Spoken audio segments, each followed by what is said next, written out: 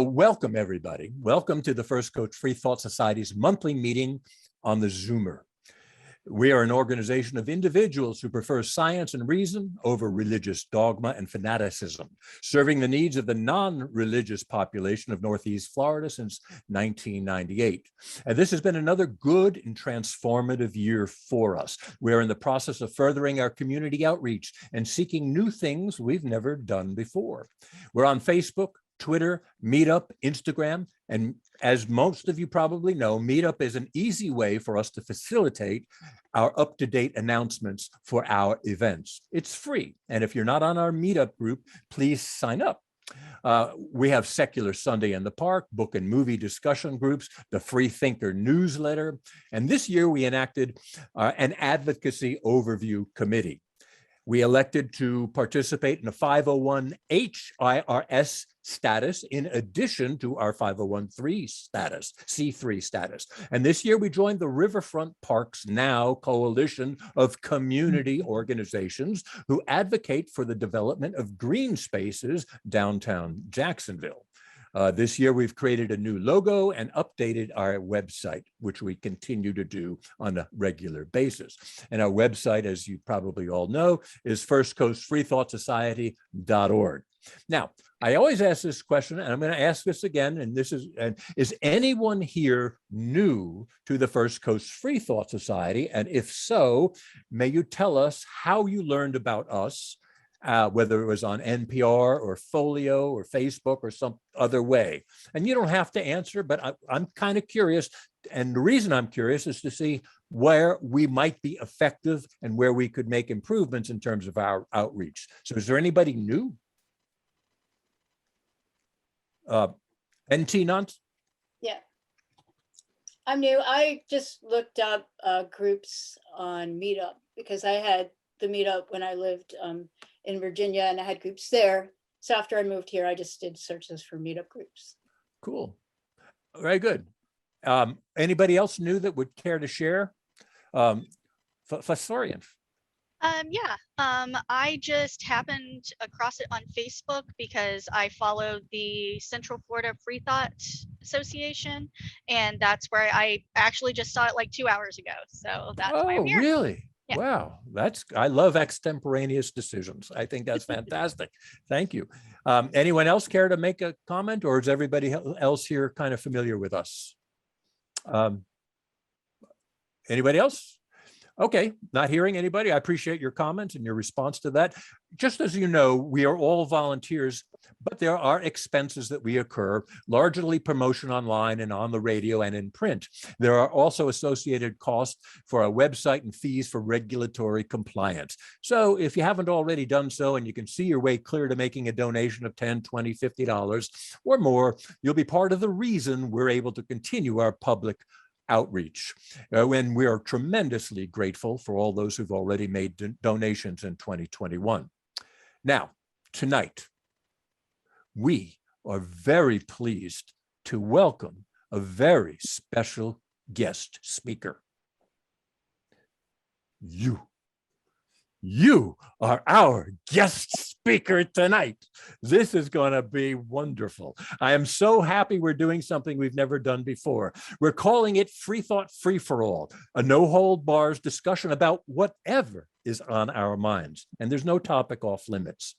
And should you prefer, you may message a question via the Zoom chat feature. Please mute your mic until it's time to speak. Be reminded that we are recording for posterity. And anyone who wants to speak will be given plenty of opportunity to speak.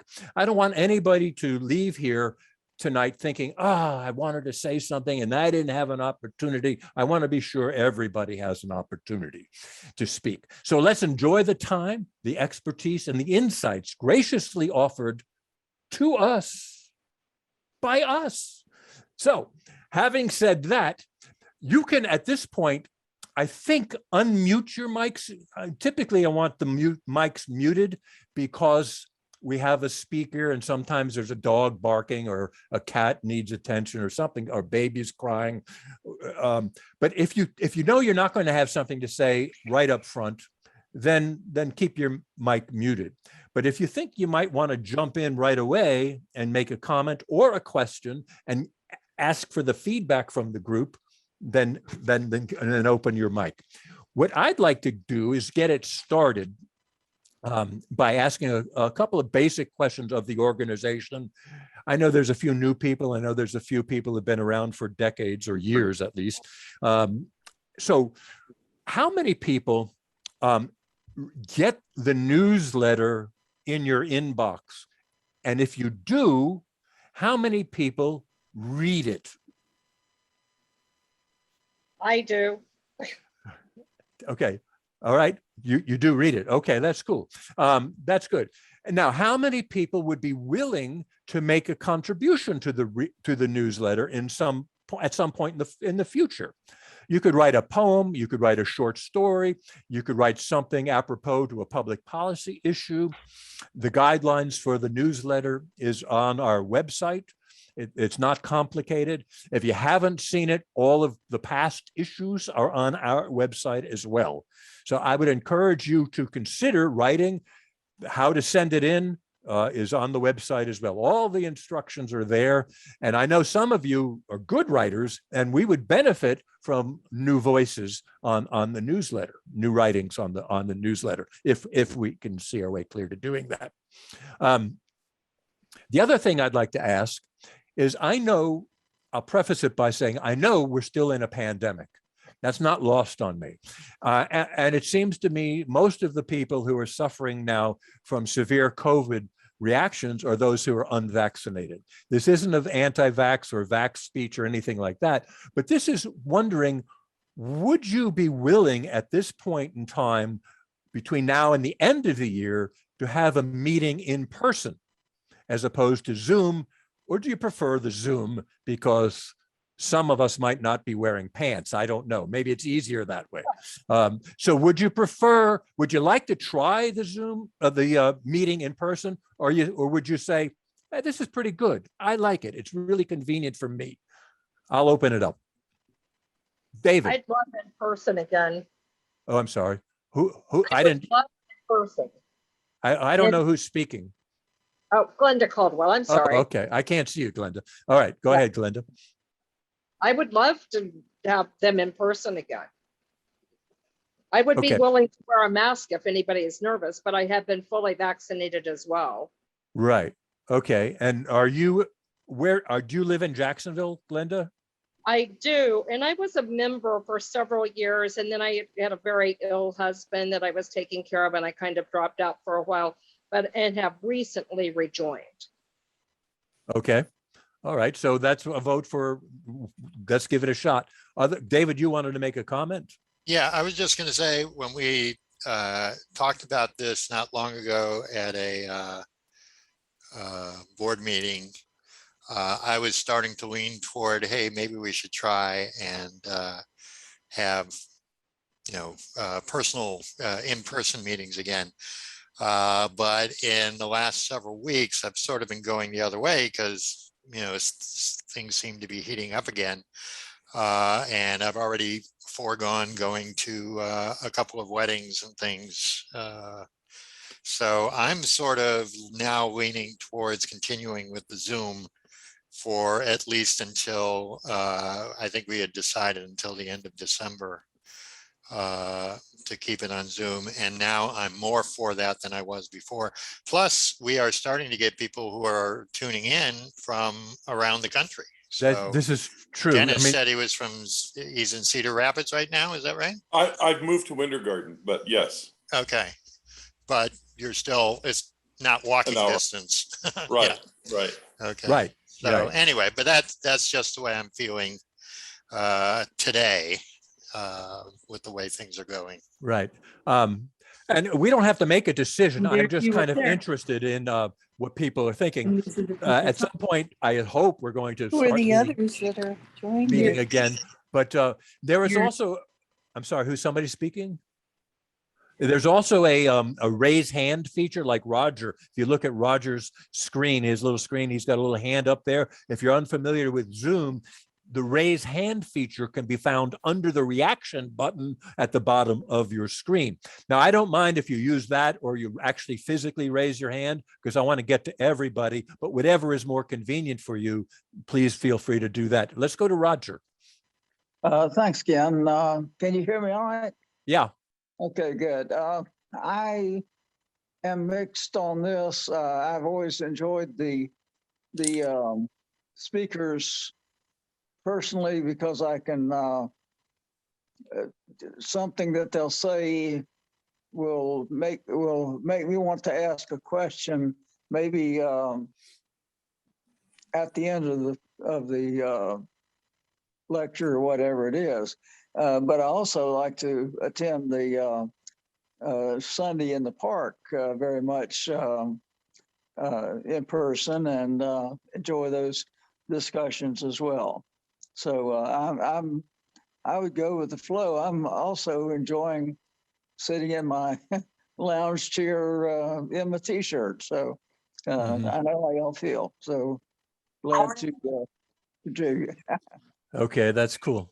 I understand, Roger. Thank you. The other thing to do is when you're done with the question, take your hand down, and that's also at the reaction button at the bottom of the screen. Any other comments relative to Zoom or in-person meetings?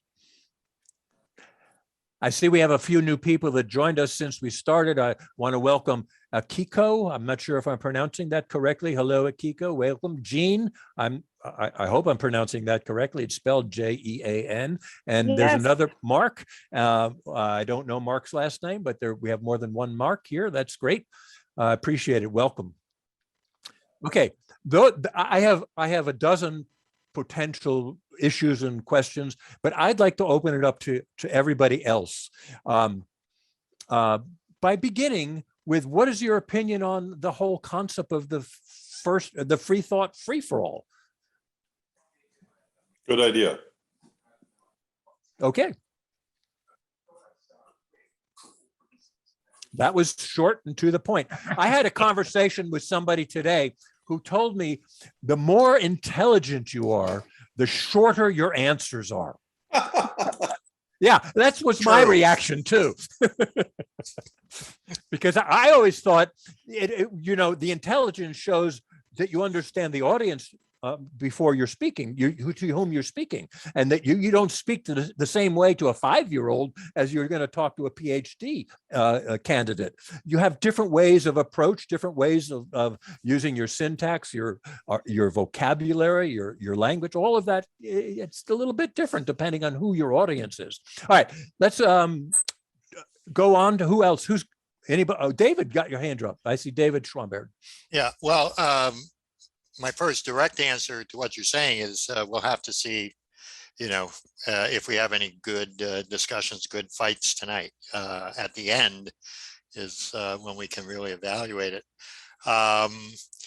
We can go on to that. I was going to ask, since you were asking, do people like this format, et cetera, I had another question to pose, because I had been talking with Earl Coggins about looking into putting together a podcast. One of the questions that we have is, what are the kinds of things that people might be interested in a podcast that's associated with a Freethought Society, because we don't just want to do another thing where we're just talking to each other or something. We want to do something with an angle, with particular perspective that you might not be able to get elsewhere. We don't just want to trash people we disagree with, or just have it a little friendly chat every week. So that's something that we wouldn't mind getting feedback on also. So I was just going to throw that out. Okay, well, feedback from everybody, anybody.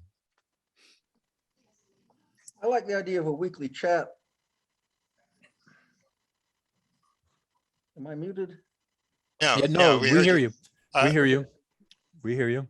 You like the idea of a weekly chat? Yeah, you like this Zoom free-for-all where you can get together and just talk about whatever is interesting you at the time. Okay, right. Yeah, I think a weekly chat would be a really good idea. Sounds good to me too. Yeah. Other comments, reactions? All right. Well, David, let me ask you, David, a question. I'm Right. sorry, I was muted. I'm sorry, I was muted. I did want to add something. Oh, yeah, go ahead. I understood the question to be ideas for a podcast. Is that correct? Yes. Well, that's what I had asked. Yeah. Yeah, so I didn't hear any responses to that.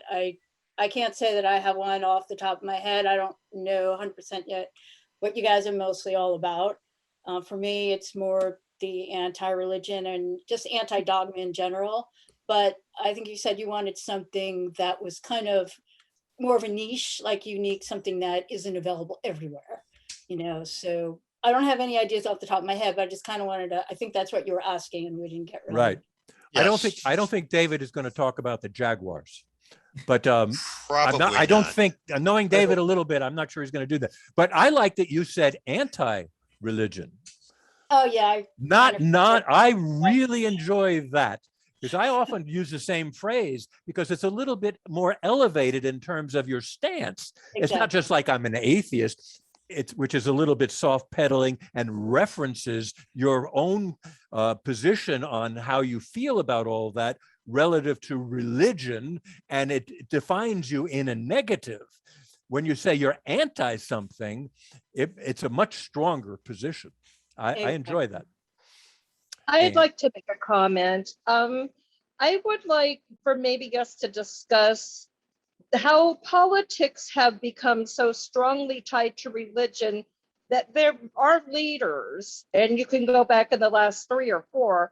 I don't believe any of them were truly true believers. I believe that they say that they are and sit their butts in a pew every week because that's what you have to do. That's the formula. You have to say that you're religious, or there is, I mean, have we ever had an out and out atheist as a leader? As a leader of the Freethought, Our or as a leader bravo. of the country? No, not that I'm aware Or of. our There have been state, deists. or our There have been many deists, or at least several that were part of the founders. And David knows this as well as anybody. He used to teach this at UNF. He's a professor of political science, retired now, but he has lots of good insights.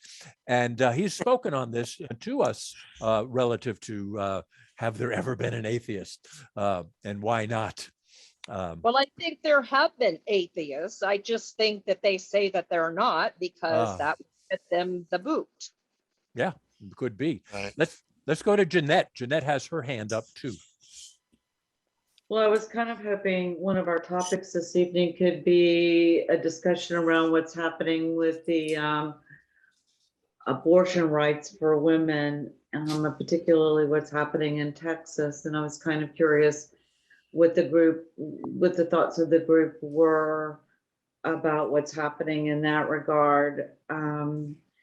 Additionally, to the last person who just was speaking, I happen to believe, I don't know for a fact, but I believe that Trump is an atheist. And I've also believed that Obama is an atheist. I certainly don't. I think, they did what they did in order to, one of them to drum up kindness, the other to drum up hate and fear.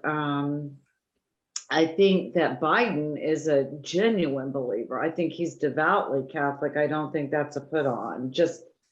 I don't think that's, I think he's genuinely a believer. So for what that's worth, that's just my 2 cents. Okay, let's open up for a discussion on what's happening in Texas. Is it fair to presume that we all understand what is happening in Texas? Do we need to be brought up to speed on the Texas laws that were just passed, allowing people to be picked up or identified, arrested for carrying somebody to an abortion clinic, virtually banning all of abortion in Texas? If you do, I don't know if we have enough time to get into it, But if you're not, let's hear some comments relative to the abortion issue and where we are headed, because where we are headed is that the Supreme Court is going to hear another bill that will challenge Roe v. Wade directly out of Mississippi later this year.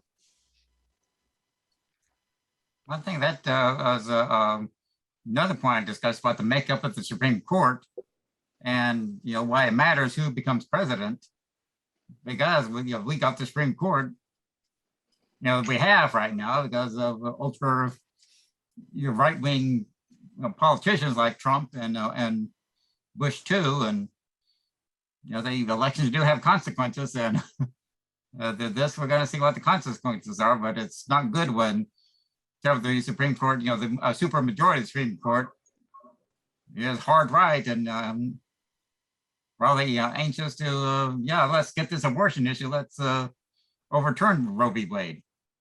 Well, but they've been working for decades now, and the moment's coming, and we can't say for certain how it's going to turn out, but it doesn't seem like it's going to be good, but we'll see. Other comments relative to what's going on in Texas and the abortion issue? I think it's good for Democrats. Explain. I think it energizes more women. They won't be able to take fundamental rights for granted, those who want the option for abortion. And I think it'll light a fire under some people who have been complacent. I hope you're right. I tell you, I feel like at my age that I have fought this fight my whole entire life, and it's exhausting. And I feel like somehow or another we have to be able to reach out to the younger women to get them motivated to fight for their rights, to make decisions on behalf of their own identities and on behalf of their own best interest, what's in their own best interest, and not somebody else's idea of what's good for them. And it's so confounding how things go round and round. I also think that you're right about it coming back to lighting that fire, because there was a time, and Fred's going to have heard me talk about this already, and I apologize to you, Fred, in advance, because we're part of a Playing with Ideas group that meets on Sunday mornings. But I think that we had the David Dukes and the George Wallaces in the past, and although they were strong candidates in their particular parties, that they were not strong candidates on a broader spectrum. And I'm hoping that this is a cyclical, no, that's not a good, I'm cyclical, now I can't even talk. A process that we're living through right now. That's what I'm hoping, because there are a lot of women on this anti-abortion bandwagon. Most of the people, I've talked to a few men who are gross about it, but it's a lot of women are very emotional about it. And I don't, it's confounding to me, quite frankly. All right. It puzzles a lot of us too. Dennis, you have your hand up.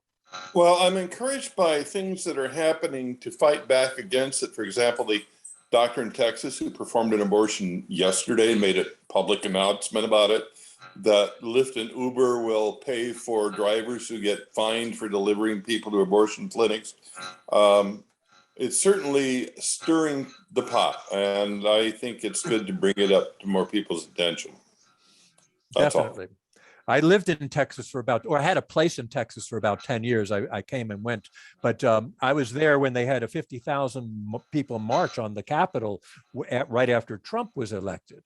And it was mostly women, and it was all about women's rights. And it was very impressive. And you couldn't have lit any greater fire under these people. The fire that is necessary to be lit had to have been lit almost a decade ago, because the fire is dwindling, because what's going to happen by the end of this year, the US Supreme Court a 6-3 majority is going to hear a case that's going to directly challenge Roe v. Wade. Now, that could overturn portions of it or not. So when we talk about the fire, when we say that, if we could sway the Supreme Court justices, that would be a fire I'd be interested in starting. But what's happening now with these folks? Why is this happening? As Jeanette said, it's almost mind-boggling. Bridget, oh, you changed your name, Bridget. Hello. I Bridget. did. I figured this was easier. If you follow the Women's March Florida group on Facebook, there are multiple marches planned for October 2nd, and this is supposed to be a nationwide thing similar to those marches back in 2017. So, you know, if anybody is really fired up about getting involved in, you know, combating this anti-woman policy that they have in Texas, then, you know, definitely check out that group and consider, you know, getting involved with that. Cool. Thank you, Bridget. Other comments? Yeah, I'm going to make a comment. I get involved in this kind of a conversation with a lot of people, including Trump supporters, and virtually, I think to a person, everybody who is on the opposing side of what I think this room is about, who are what they call pro-life, have never actually read Roe v. Wade. They've never read it. They have never read it. And when you do read it, it's very informative. It's very instructional relative to the history and the horrors of the abortions prior to 1973 in this country, and the history before, even going way back when people were in the fields. It's everybody must read it, and not only read it, but read it more than once. So I'm almost tempted to have a show of hands, but I'm not going to embarrass anybody. That's a good idea, kid. I think I'll look it up and find a copy of it. Oh, it's online. And it's not terribly long, but it's so informative. I encourage everybody to read it. Yeah, can I make a comment? I can't find my button. Okay, yeah. So yeah, what you were talking about is very true. Of course, I'm older, and when I was young, I knew people who were getting abortions illegally, and it was terrifying for them, and it was horrible. And it just makes me think, what if the Supreme Court and all these people who are wanting to change the abortion laws, what if they succeed? What is our country going to be like? People are going to be behind the scenes trying to get abortions. They're going to have mistakes made. It's going to be, do people realize what's going to happen? That's what I'm trying to say, I guess. Mm-hmm.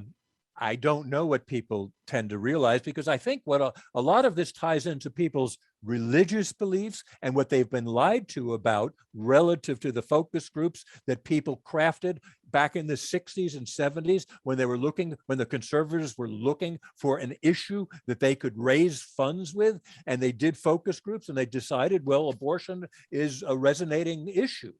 And so they've been told that abortion is the murder of a child, and the Bible says you shouldn't do it. Those are all three lies that people have bought into over the decades. And I've talked with these folks, and there's no changing their minds. At least I've been unsuccessful at doing that. Bill O'Brien. Oh, I'm sorry, Fred. Then I'll come to you, Fred, after Bill. I was kind of gonna, another important landmark decision was Griswold versus Connecticut from 1965, which made birth control legal in this country in every state.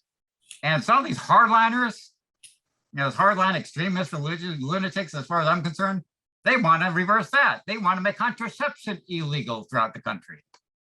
So, you know, getting abortion banned, that's just the first step for them. And they want to make it illegal for, even though this is a minority, because I think about 77% of Americans are pro-abortion or for, your right to choose. But some people don't want to make any exception for the health of the mother. They don't want to make any exception for a case of rape or incest or anything else. Just nope. That's the moment it's conceived. It's a living being, it's a human being, and you aborted is murder, case closed. But they, I mean, like I said, they're, you know, they want to go further, even to ban birth control. Very good. Yeah. So- I think Glenda asked the question, what is it going to look like? What is this country going to look like? I think that's a good question. Bridget. I have a couple thoughts. So first, maybe. I'm sorry. We're going to Bill. Were you speaking, Bill? Yeah. Yeah, well, I had my hand raised. I thought you Yeah, I'm called on sorry. me, Yeah, then- you're right. I called. You're right. Let's go. Hold on, Bridget. Let's go to Bill. You moved out of the queue. Go ahead. Right. So want to comment. So a book by John Irving, fiction, Cider House Rules. John Irving, great book, by the way, but John Irving really in that book uses a number of characters to talk about pro-abortion and against abortion, or pro-choice versus pro-life. In the end, I think he sides with the pro-choice, and so it's a really good book, not academic, but a really good book to read. And so a couple of thoughts on abortion. You know, when I was a younger man, my intellectual, or what I thought was my intellectual, argument was that the embryo couldn't survive outside the womb for X number of weeks, and therefore, it wasn't a life until it could survive on its own, and therefore there was no moral issue with a woman terminating that pregnancy. And I kind of relied on the science or medical science as having that argument, and I thought it was like a safe argument to have. And now as medical technology has advanced so much and will continue to advance, the challenge for I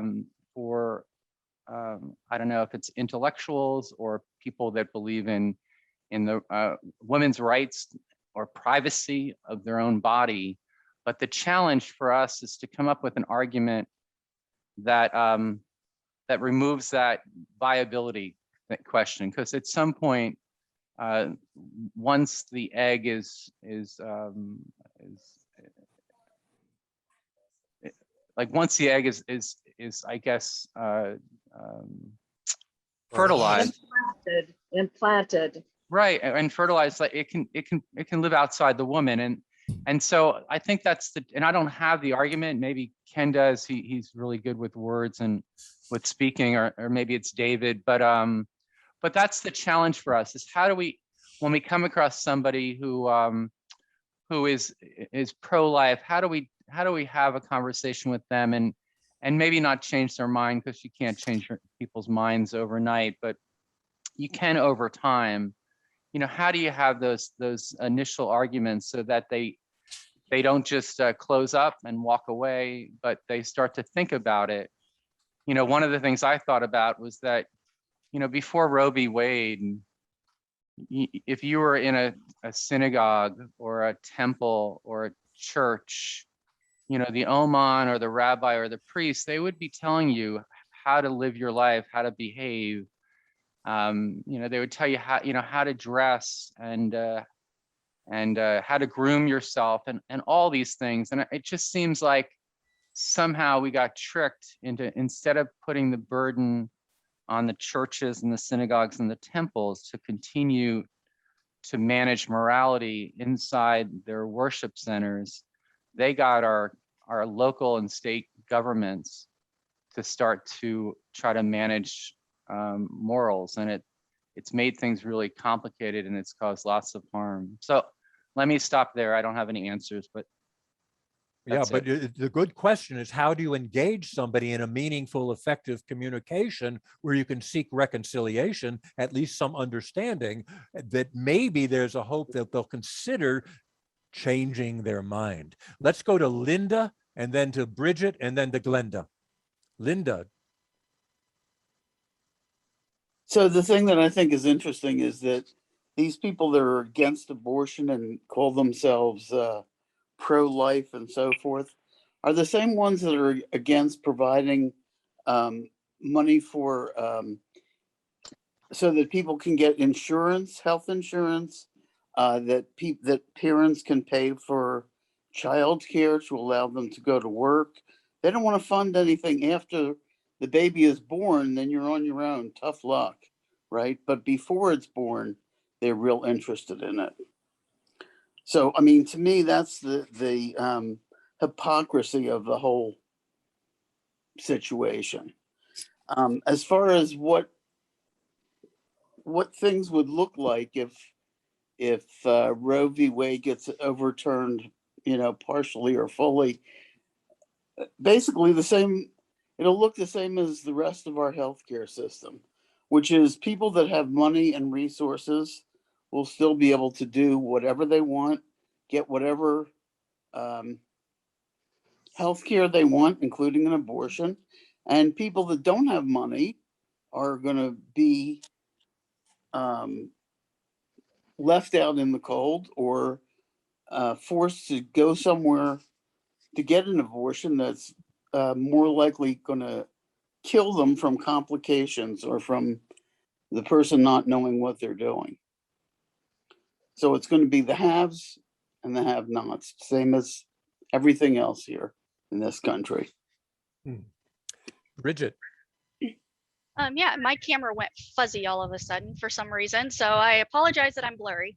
I kind of to go back to Bill's point a little bit about the fact that, they are trying to legislate morality with this. And this is such a clearly religious bill that is designed to just appeal to the increasingly far right supporters of a lot of these politicians. If their goal was actually to reduce the number of abortions, then you would see them fully supporting comprehensive sexual education in public schools.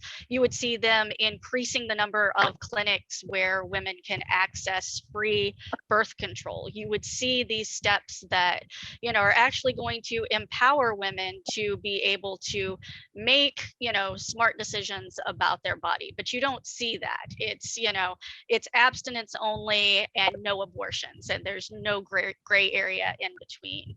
So, I think that, for me, it's very much a separation of church and state issue, because all of these arguments are always religious. If you boil it down, it's a religious argument.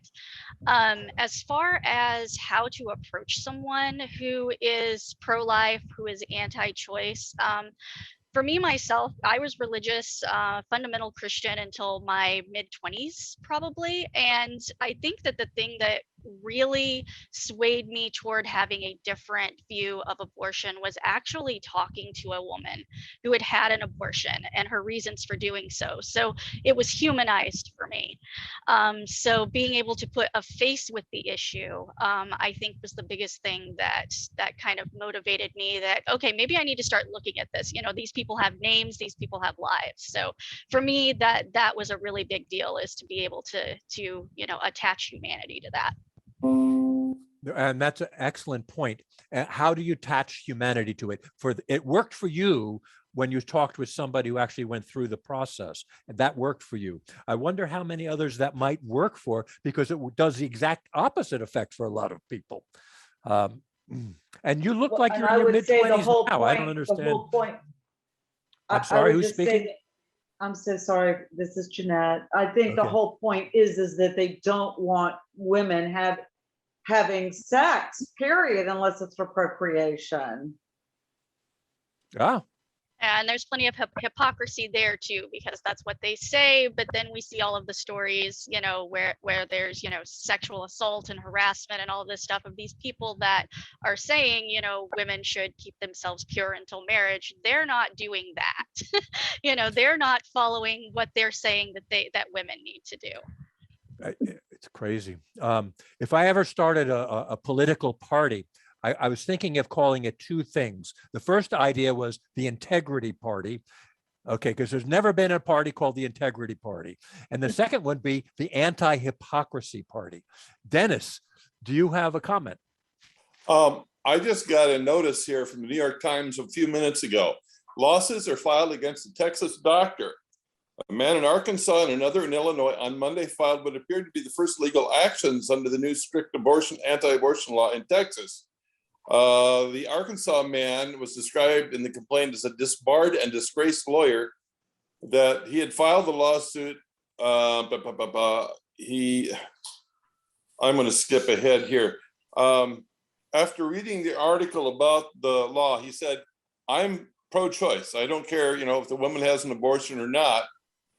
He decided to file the suit. His complaint includes a description of his own legal troubles, which he said included a federal conviction for tax evasion and conspiracy. He was released to home confinement after a decade in prison. He said, I'm going to get an answer either way. He said, if this is a free-for-all and it's $10,000, I want my $10,000. The other lawsuit came from a guy in Illinois, and they don't have any information about him whatsoever. So people are trying to collect on it already. That's true. Oh my God, it's going to be horrible. I don't think, David, you have your hand up. David Schwambert. Okay, I think Robert was before me though. Robert. It's Carver. okay. We'll get to Robert. Go ahead, Okay. David. I just wanted to say one thing, because I agree with what Bridget has said and what Linda has said, and that's an important focus. But just a little bit as a political scientist, you've got hardcore people on the right, whether they're the hardcore extreme religious fanatics or the Trumpistas, but most people, first of all, I think Fred said most people historically, and I did my master's thesis on abortion policy, so I've been following this for a long time. But in the United States, the actual opinions haven't changed all that much. And most people think that abortion should be legal with some restrictions. They don't agree with either extreme, but they do agree that it should be legal. But as far as winning people over, you're not going to win the fanatics over unless some crisis happens to them. You're not going to win the fanatics over, but you can win the people who are being sort of pulled into their circle. And part of what we have to remember is all political issues are connected to all other political issues. And even though you have to focus on the specifics, sometimes you have to always keep your eye on the big picture.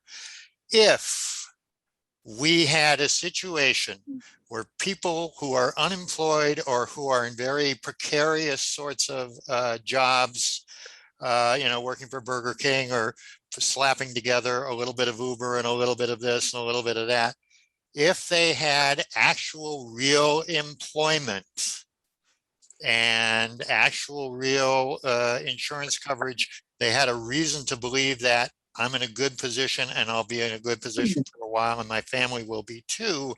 They are not going to be attracted by the extremists who are slamming the, the status quo, the government or whatever, which means that, and I hate to be partisan because there's a lot of criticize on both parties, although I think we all agree on the civil libertarian side, but it's important to support those policies that will create employment and a better standard of living, because when more people are satisfied, they're less interested in the screamers on either side, on the extreme. So you've got to focus on the specifics, but also keep your eye on the bigger picture. So that's sort of my take on it.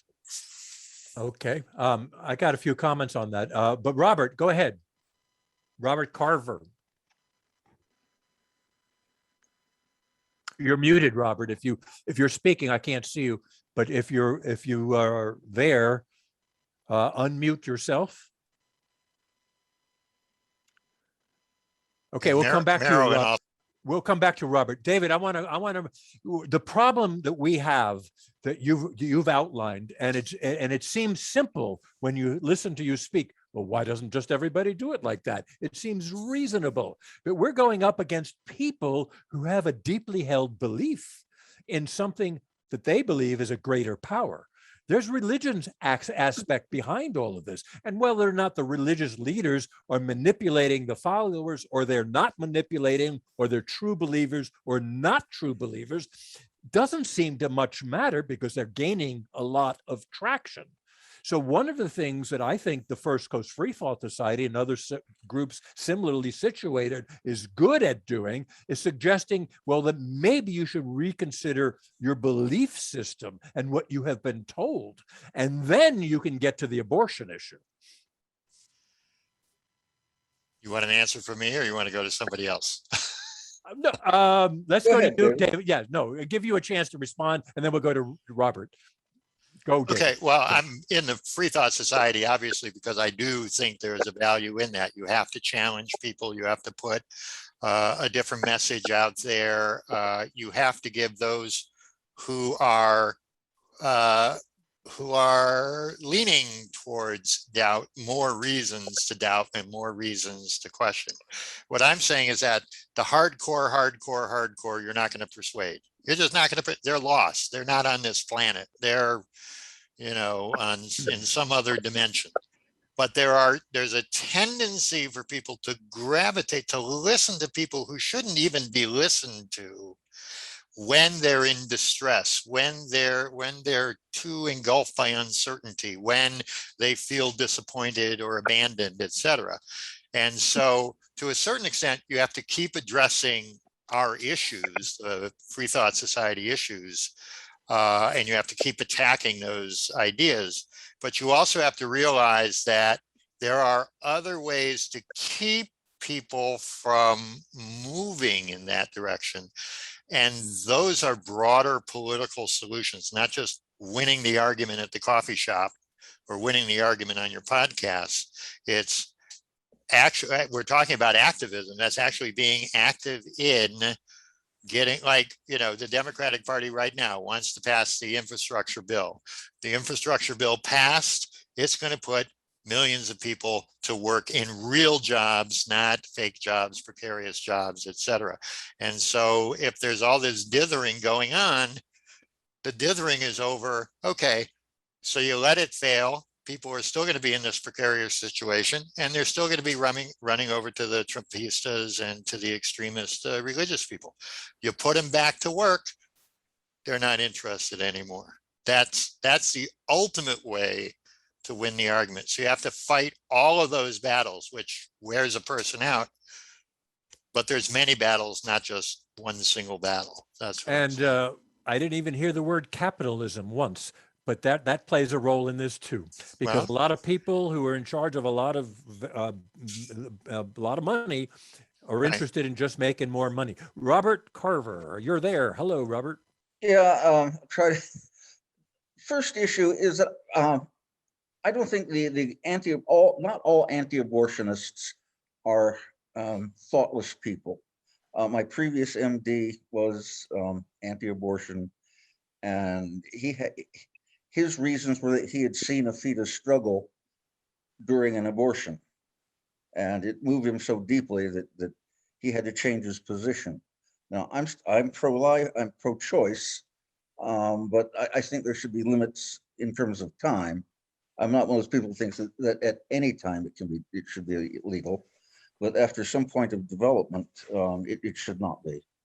But nothing like the stupid fabricated heartbeat law in Texas. Right. Actually, that's what Roe versus Wade says. It says in the first 3 months of the term, it's totally up to the woman. And the second 3 months, there's a little bit more concern. It's a little bit hazier. In the last 3 months, the public has an interest in deciding what's going to happen. So Roe versus Wade is already, you know, sort of understanding those distinctions. Another good reason to read the bill, actually. Yeah, I support it completely. If we're going to move to a different issue later, I would like to suggest dignitas. Say it again, Robert. I didn't hear what you said. Dignitas. Dignitas. It's an organization in Switzerland. And what are the ethical and moral implications of that? And should we have it in America? Okay, let's close out the abortion discussion Yep. and see if we have it, and we'll come to, because let's see if anybody wants to sum up the abortion issue that we've been talking about and what should we do? If you're going to sum it up, I mean, we want to start a fire and we want to get everybody to vote a certain way. We get that, okay. But what can we do now? How can we, is there anything we can do? Or have we exhausted this? And does anybody want to make a closing remark relative to what we've been talking about? Well, for my part, I am going to find if there's a local women's march in October, I am going to participate in that. So that, I feel like it gives me a voice and a presence. Mhm. Is there any point in sending in emails or writing letters to certain people involved in the government or else in the courts? Yeah, well, I don't know about the courts, but certainly writing to your legislature and tours, and that does have an effect. I'm a believer of making that happen. Send an email that makes an effect. It doesn't have to be a long email. Just tell them where you stand on it, and they actually tally that kind of thing. But we're already to the courts now. It's very difficult to offer Justice Roberts a $100 bill and say, "Hey, look the other way, fella. I want you to, vote. I want you to vote this down." They're not going to do that. And I think it's also a crime. So once it's in the courts, there's very little we can do. And that's where they're waging their battles, is in the courts. They're winning it in the Texas legislature. And by the way, Texas will tell you that we did not ban abortion. Abortion is still legal in this country. We just banned it in Texas because that's what our people want. So it's got to be challenged in the court. Somebody's got to do it. Somebody's got to take it to the court system. Other comments? Fred, you have a comment relative to abortion? I was going to say, if as editor of the newsletter, if anyone does want to write the sort of discussion on this or article on this, I'm certainly willing to take it, and or if you write to your representative, you want to have a public newsletter also, I'd certainly welcome it. And I would like to comment on your discussion about the Supreme Court.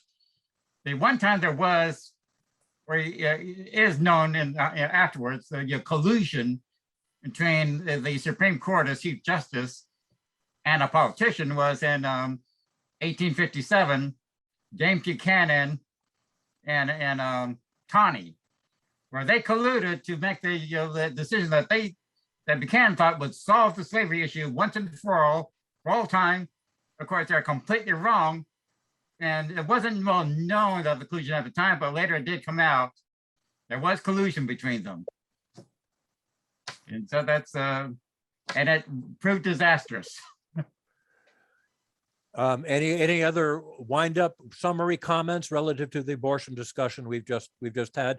Oh, David, your hand. Go ahead. Yeah, I was just going to say, people ask what they can do, and finding out about the women's marches, that's a good thing.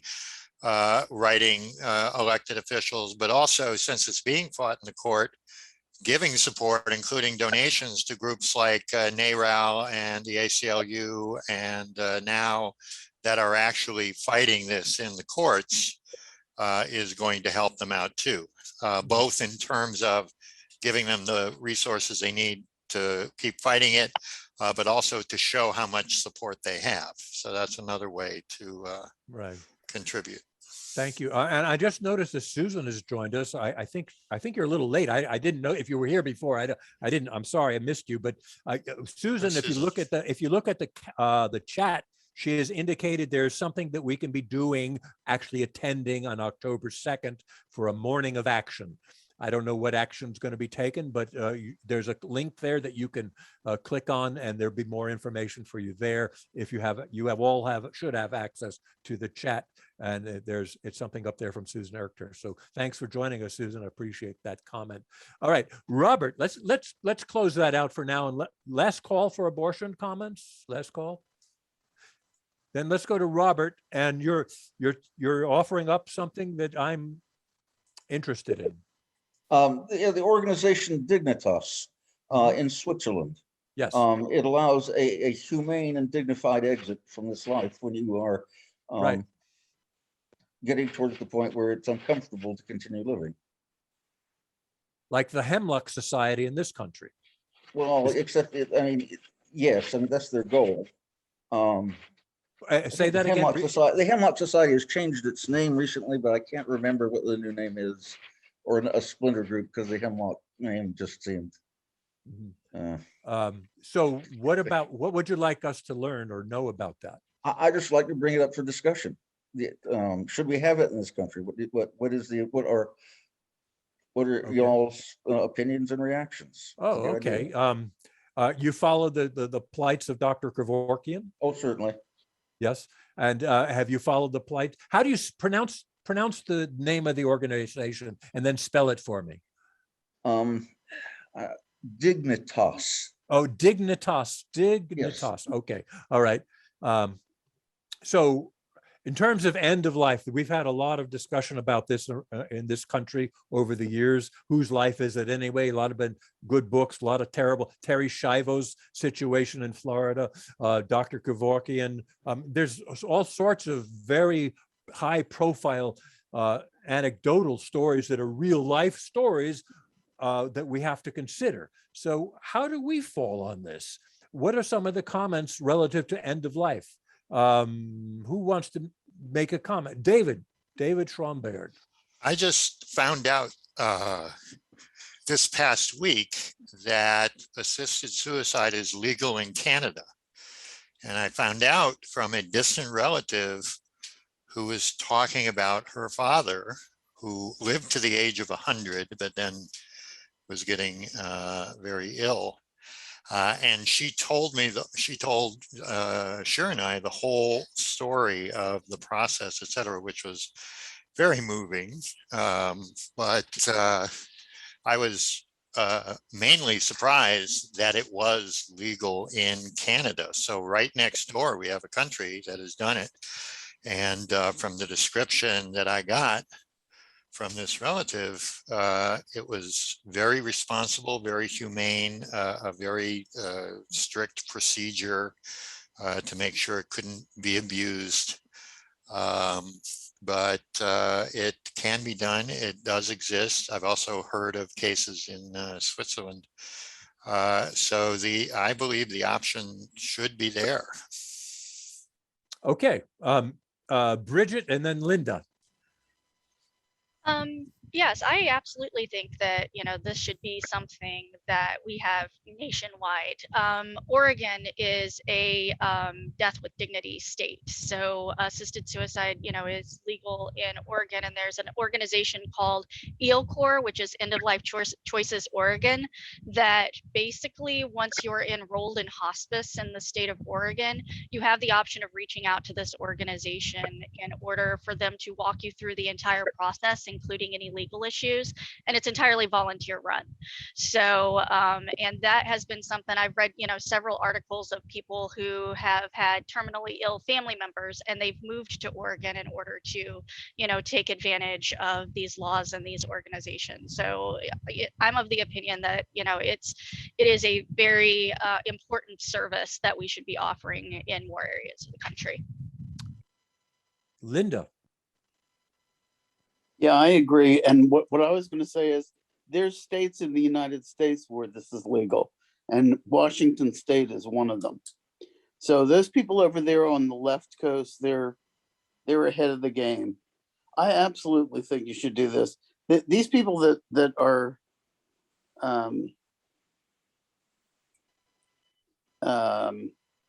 pro-choice, pro-life, this is all part of the same, or should be part of the same conversation. There's a point at which you're you're not a productive member of society and you don't want to participate anymore.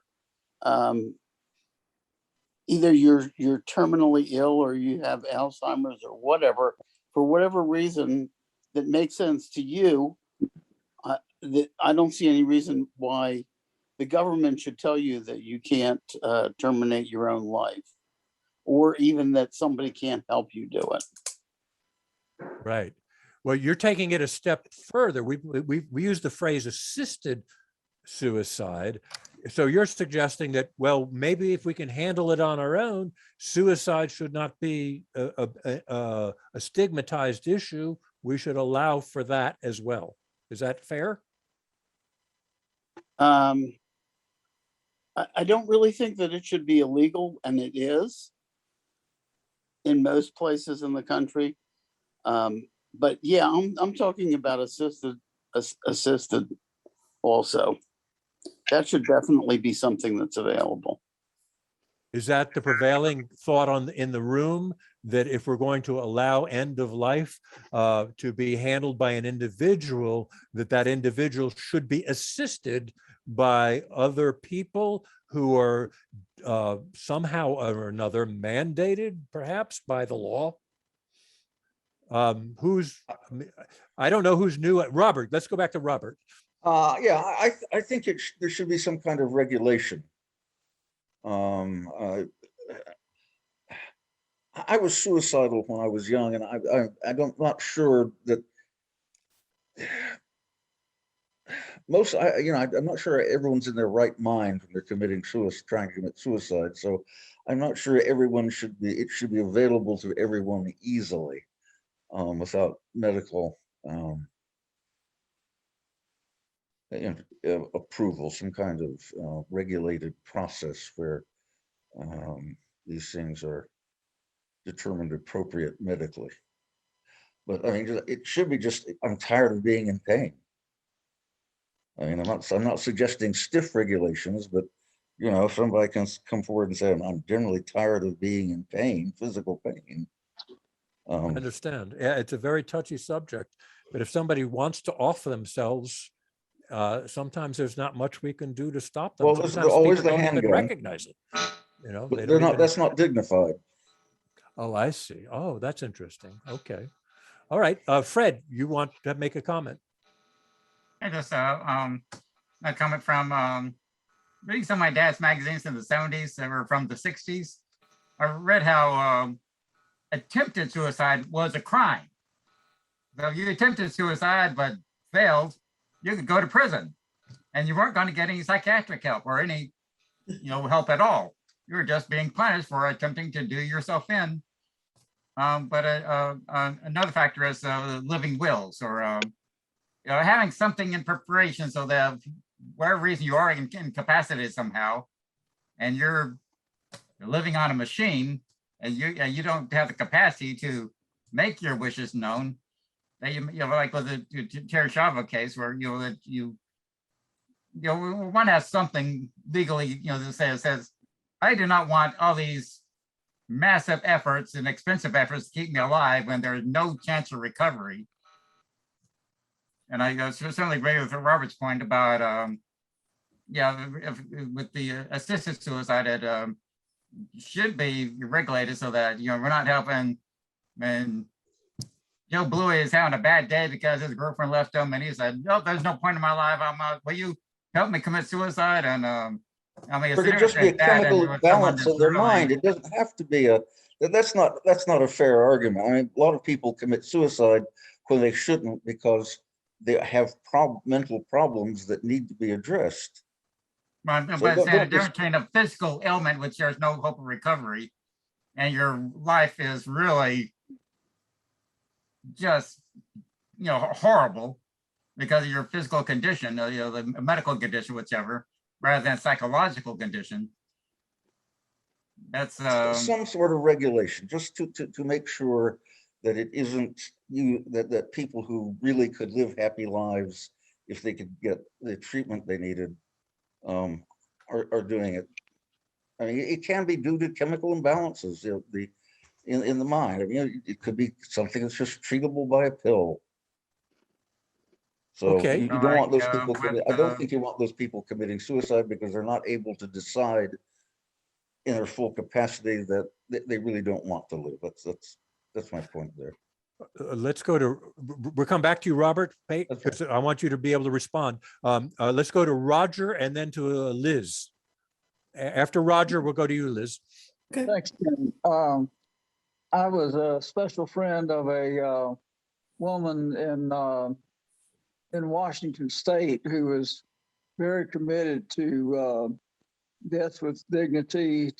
She was a personal friend of the founder of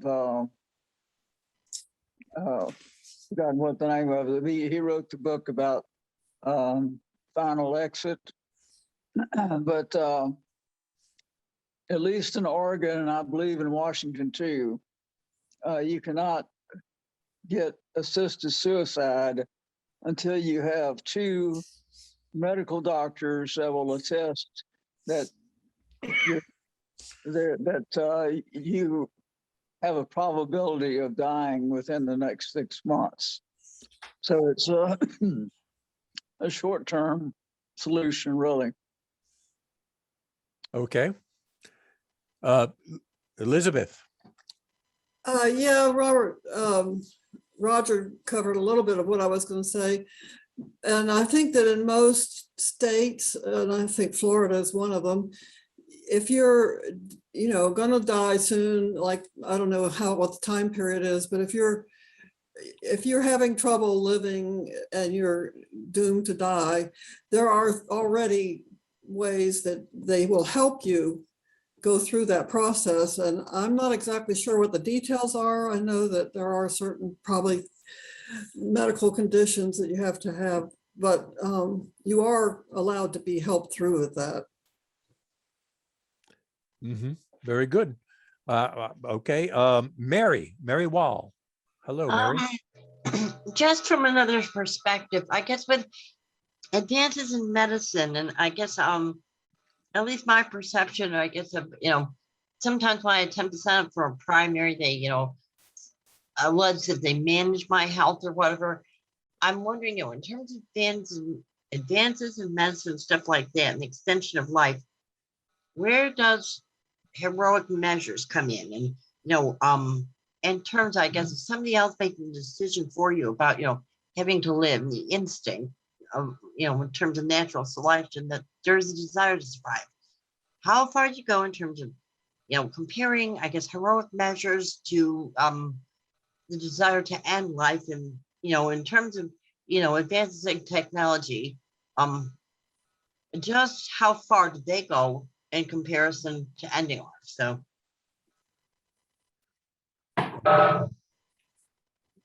go ahead.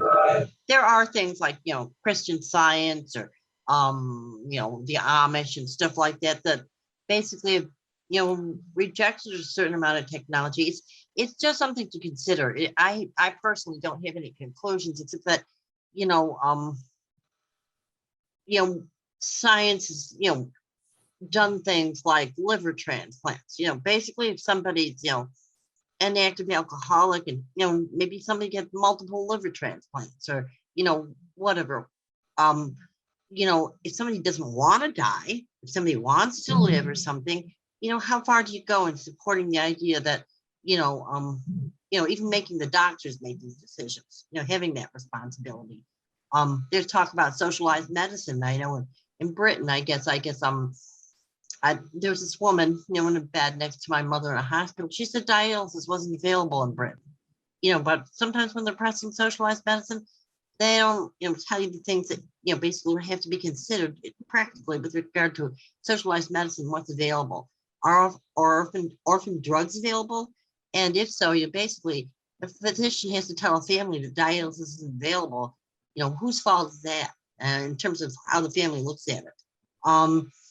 At any rate, it does seem like, just how far is one obligated to live? How far is a physician obligated to, I guess, keep a person alive? Even in terms of personal guilt or whatever. So anyway, something to think about. I really have not thought it totally through, and have not really, drawn any conclusions or listened to a lot of other opinions. And, I'd just like to throw it out there for consideration. Thank you, Mary. I appreciate you joining us tonight. I appreciate that. Robert, do you want to respond? No, I'll pass. Okay. Other comments or responses? David?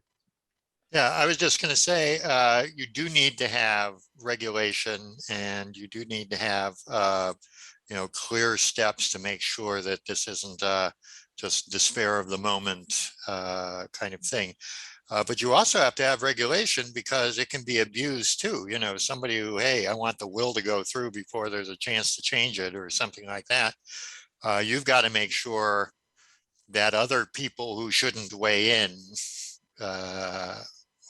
make the decision when that's not what the person in question wanted. So there are other reasons to have regulation too. But my understanding in Canada and in Switzerland is that the regulations are pretty strict, and there are several people involved, including medical professionals in the decision. And there has to be a clear statement on the part of the person who does want to end her life, that is her considered wish. So I just wanted to add that. Okay. So it's not just a, hey, you know what, bad day, I'm going. That's a great line in Steel Magnolias where there's a suicide in that, and I don't remember the character's name, but the people who survived and were alive said, well, so one of the girls was saying, she just had a bad day. That's how they summed the whole thing up. That's how this character summed the whole thing up. Other people were, writhing and all that and upset, but this person, just a bad day. Just a bad day. Fred drew a memory of mine in the chat room about someone who, I'm not going to mention any names, but he announced early in his life that he was going to off himself when his life got to the point where he felt it was no longer viable to him. Now, whether it was viable to him or viable to somebody else didn't seem to matter to him. It mattered to him that he controlled the end of his life. And he's somebody that some of us knew in this group. And what he did, and he told us well in advance, not like just weeks in advance, but he told his wife years in advance that he was planning this. Well, it came around that he got into his 70s. And in his 70s, he said, I think it's time. I think it's time I go. And he told his wife that he thought it was time. And he sent an email to several of us. Fred wrote this in the chat, so you could read Fred's version of this. And then as he wrote this in the chat, as he wrote his email to his wife, who knew this was going to happen, he went off to a hotel room and he never returned. Is that something that we in this assisted suicide discussion can accept because he planned it? Or is that something that if we create a law that says, well, you didn't have somebody assisting you, it's a problem? Go ahead, Robert. Yes, I think that should be legal. That person sounded he was rational. He had thought it through. He had reached an age where that seems like a reasonable conclusion to make. I see no reason why that should be interfered with. Anybody disagree or agree? I agree 100%. He did have a terminal condition though, and he did not want to get to the point where he had just gotten to where he felt like he was getting close to that place that he was going to start being, it was going to complicate life too much for him. Yeah, and that's what he said early on in his life, the way I understand it, that as soon as he realized that's where he was heading, this is how he was going to handle it. Mary, is your hand up? Or is your hand still up from before? I can't tell. Susan, we'll go. If Mary, your hand is up, we'll come back to you after Susan. Susan, where are? There you are. Okay, go ahead. I just want to say that all those reasons are a reason to have a process where people can proactively decide at what point they want their life to end. Because I think some people may be in their life too early because they think at some point they won't be able to do it themselves, where if they're allowed to have assisted suicide, they could lay out the criteria of when this and this and this happens, I'm done. Rather than having to say, well, if I wait too long, I won't be able to do it myself. So it's better to have laws in place, and also to have laws where you have to see, a couple of psychologists to make sure you're not just having a bad day. I mean, the laws would be more caring than what we have now, in my view. Okay. Fred, you have a comment. So a couple things. As the email I got that morning, and I'd seen him just a couple weeks before at a book group, and it just took me by surprise. Like, how do I respond to this? And I'd actually gotten something similar years before, back in 2003. This woman I'd never met in person, just knew her from an online chat room. She sent me an email that she is, and this is a young woman, like in her 20s or something like that, and no serious health issues that I was aware of. But she was telling me she was depressed and she was planning to kill herself. I was like, and this just before I was about to go to work. I like, once again, of course, I had no training in this sort of thing or dealing with this sort of thing. I was like, I just, came with something to kind of respond to her, saying, just to be sympathetic and try to talk her out of it. But it's like, it was like a shocking situation for me to be in. Now, another situation was when my mom died. I got she'd been in the hospital for over a month, and my stepdad called me and told her heart had stopped. She was at Kindred Hospital in Green Cove Springs. I got there in 45 minutes. It was late in the Friday evening. First, there wasn't much traffic. By the time I got there, they got her heart going again. Now then I'm talking with someone else, and my ex-sister-in-law, and I hear the doctor say she's only got hours left. And she'd had her heart stopped again. They brought her back. And then the doctor had a conversation with me and my very conservative and very Catholic stepfather, telling us heart was going to stop again. And they could bring her back again, but it's only prolonging her suffering, because it's inevitable she was going to die. And it's like, do we want to let her go easy or just prolong her suffering for no very good reason? And I wasn't sure how my stepdad would respond, because I would have said, oh yeah, let it go easy. But he agreed that was the best policy, and so that's what happened. She died just about a couple hours later, just before midnight. And my mom hadn't had any living will or anything, and she was conscious but not able to speak. Of course, she had the oxygen mask on and everything, and was kind of hard to deal with. But that's the thing, that it wasn't a suicide, just a matter of her health was in serious decline, and it's like want to put her on extreme circumstances, try to save her life at all costs, or let it go easy, as she was in the process of dying anyways. As I know it's not a choice everyone else had to face, but it's one that I had to face in that time. And I was responding to these contacts with people that were, well, one did commit suicide. The other one, she didn't. She got over her bad day and was better later on, fortunately. But it's not think most of us had much training and how to deal with. That's all. Other comments relative to suicide, the assisted suicide? We're talking about abortion and suicide and all these fun topics, but other comments here. I'm interested in hearing what other people have to say. Hey, look who's just joined us. I'm going to take a moment here to say hello to our correspondent from Thailand, who we haven't seen in a long time. Stephen, I'm glad you're with us. Hang in there. We'll get to you in a minute. All right. So other comments? Comments relative to suicide? Robert, you want to sum it up for us? Otherwise, you got something? I've got a comment. I just raised my hand. I'd like to make a comment. I've had several friends and friends of friends and a husband, some relatives that have committed suicide. And I'm a registered nurse, and at one time worked in psych, child and adolescent psych for a while.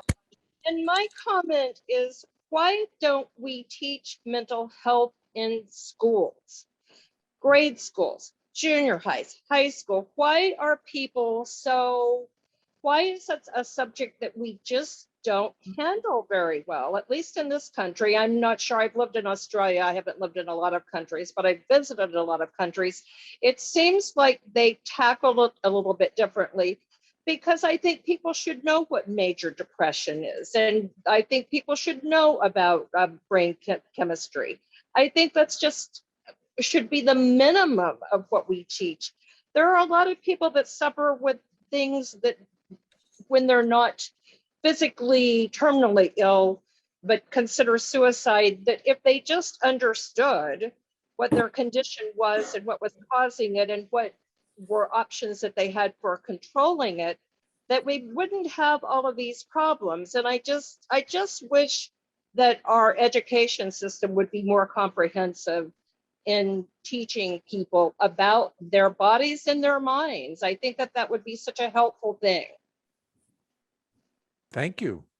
You're welcome. The idea of teaching mental health and all of the pitfalls that we've experienced is a huge topic. And I think it stumps even the experts how to approach it, who's mentally fit and who isn't. It's a Just tough. like 101, human growth and development. I mean, that was such an eye-opening thing for me. And I thought, why did I have to go to college to get this? I Right. should have gotten this 10 years, a decade before this. It would Uh, have helped me so much in every way. Uh-huh. So how do you answer the question, Glenda? How do you, what's your answer? Why don't we teach it? I don't know. It seems to Okay. be a subject that people are frightened of, I guess, because I mean, there is education obviously out there for it, but I just don't know why they don't teach it in the lower mandated schools. I'm assuming, since you are to go to school through kindergarten through high school, that they don't want to run into the people that would go, no, you're not going to teach my kid that. I'm assuming that that's one of the reasons that they don't. I'm a contributor to NAMI, and and NAMI is a national association, I think, for mental illness, and it's a very well-respected organization. But in order to serve on the board of NAMI, you have to self-confess that you have had mental illness in your life at one point, and that you have dealt with it, or that you are continuing to deal with it. So that was, wow. I said, wow, that's amazing. That's great, because that helps get past the stigma. People are suddenly saying, oh, it's happened to me. It's happened to me. I've got it. And here's an entire organization that says, you want to serve on our board? You have to self-confess relative to mental illness. And they're doing their best to try to get people educated to remove the stigma, but they're well underfunded, as everybody else is. And I just found that fascinating, that you had to confess to your own mental illness. Robert? I think the problem is a kind of reductionist thinking, a simplistic reductionist thinking that either you're sane or you're insane. So if you need anything that touches on mental health indicates you're insane. And this is a dichotomy when, in my opinion, we're all insane. And also, I think, Go ahead, David. I think there's a cultural thing too, where it also implies you're weak. Why don't you buck up? Why don't you, hey, come on, get a hold of yourself, let's go. And that's part of the taboo. That's part of the reason there's a stigma for it. It's part of the reason people are afraid to seek help when there shouldn't, you're having depression, you're having other kinds of issues.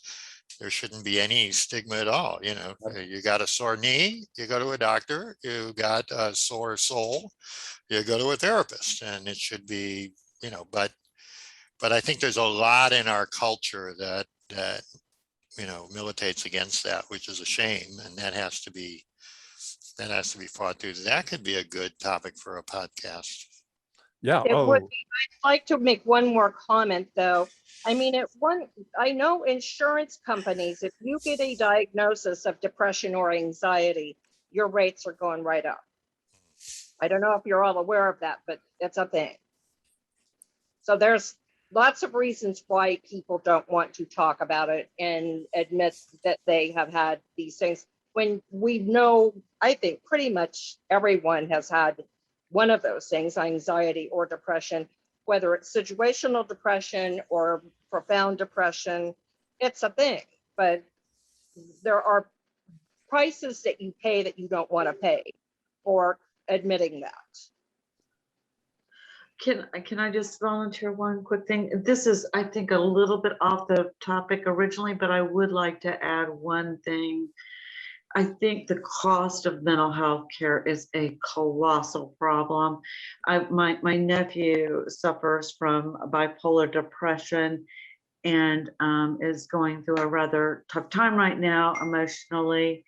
And he can't get into the kind of help he needs. There's a 9-month waiting list. I am baffled. I don't understand. I just don't. Again, I feel like I'm saying that all the time, but we live in a society that doesn't realize that it's no different. I feel the same way about dentistry, mind you. I mean, you know, but that's a whole nother, I could totally derail myself here. I don't, you know, where we put our money for healthcare is beside me. But I will say this, as far as choosing the time and place that I would like to, and I don't want to go, I lost my mother to Alzheimer's and it was horrific.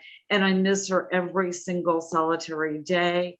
But I do not want to, the minute I suspect that I'm genuinely slipping down that slope, that's it. And I don't need a psychiatrist to evaluate my decision making. It's my decision.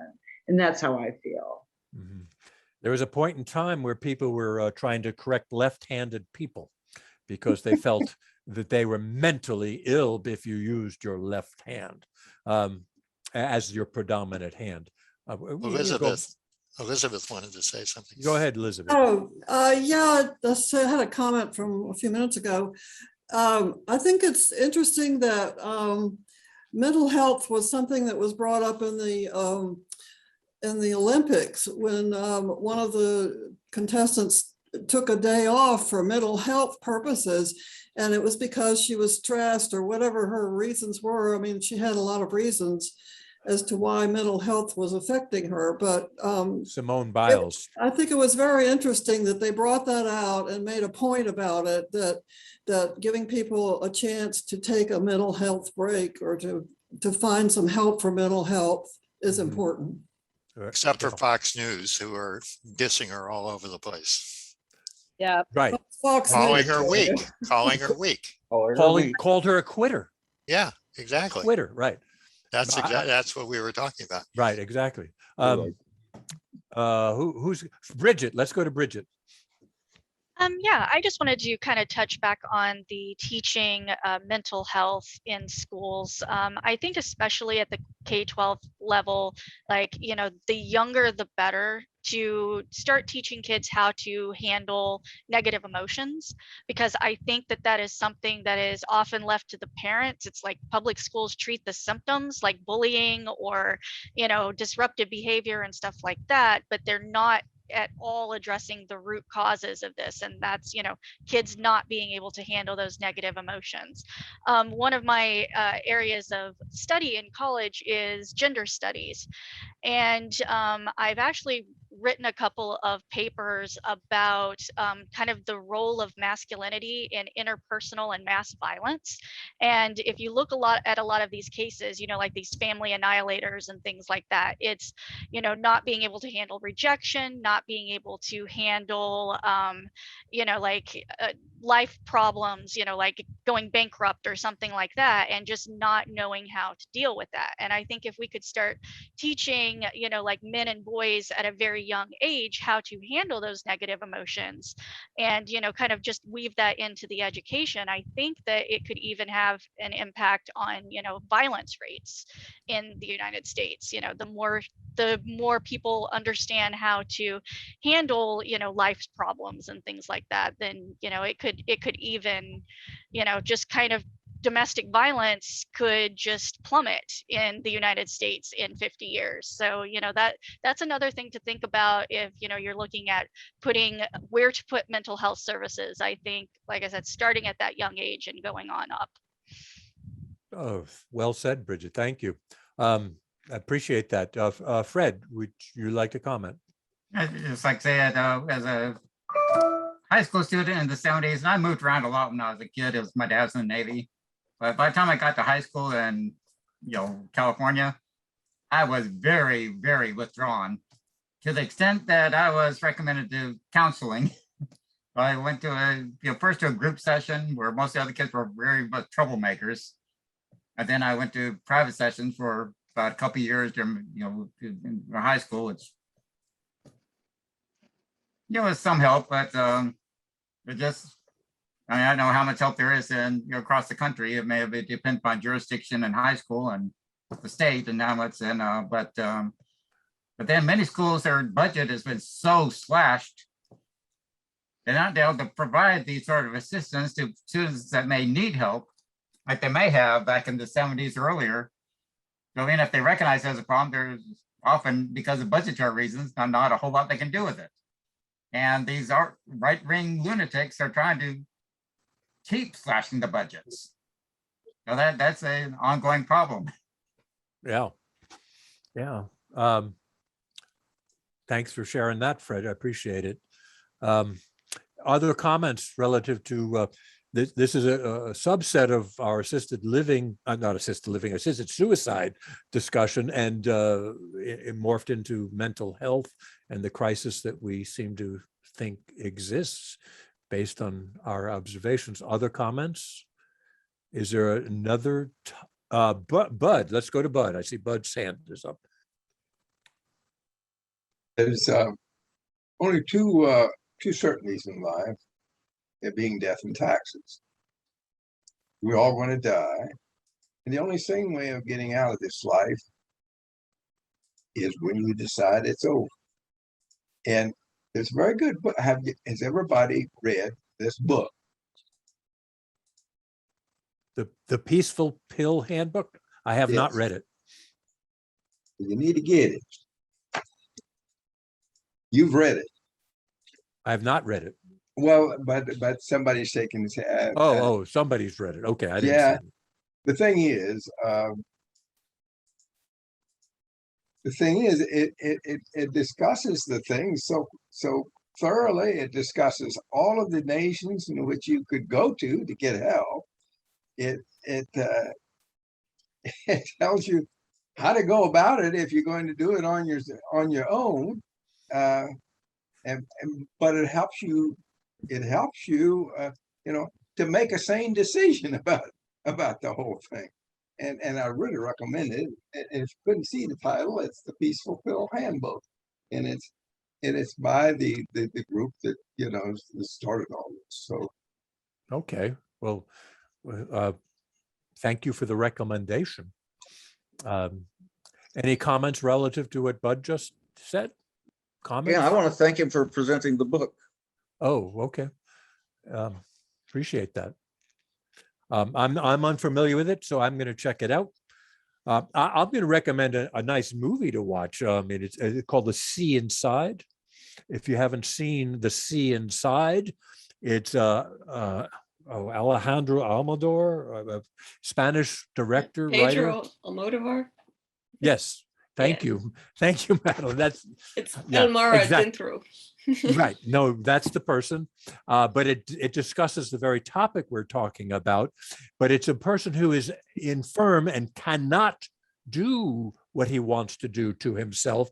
And two people who love him vie for the opportunity to assist him.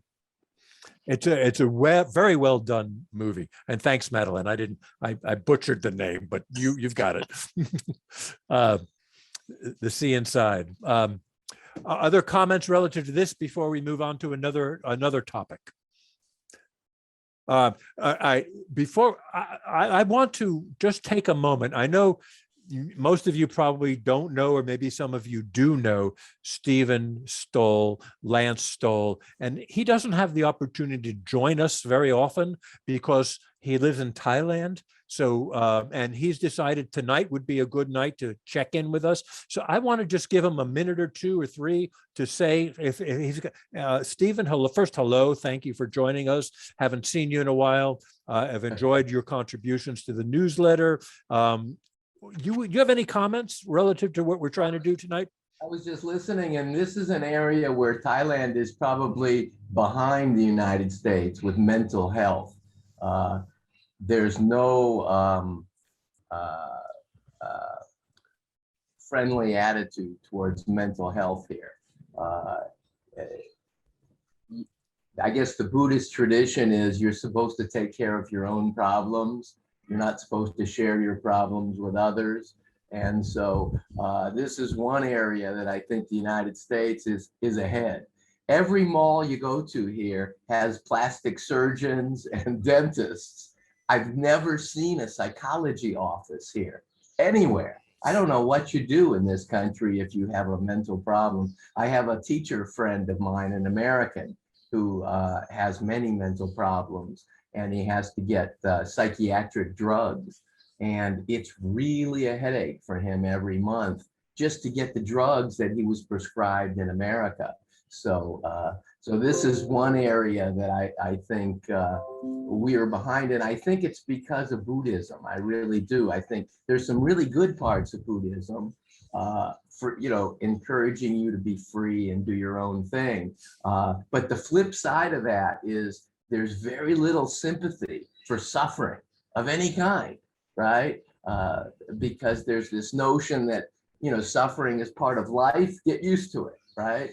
And when it comes to mental health, that's really true. They're really good here with medical. You know, if you break your arm, there's really good health care, but there's really not good health care for mental health. It's really interesting. That's your responsibility here, right? Even if you have a mental problem, you know, here in America, you might go talk to a priest or a rabbi, or you don't even share your mental problems with a monk here because it's your responsibility, right? So it's very different. It's interesting, but anyway, I think a lot of what you guys were saying was so true, but I think Fred boiled it down is you know, they're taking the teaching of history out of American schools. So they're sure as shit not going to teach people how to deal with mental problems or anything else that the Christians might disagree with. So while that was a fabulous idea, the lady that was talking about teaching children from a young age, fabulous idea. It's never going to happen in American schools as long as Christianity has as much power as it has. But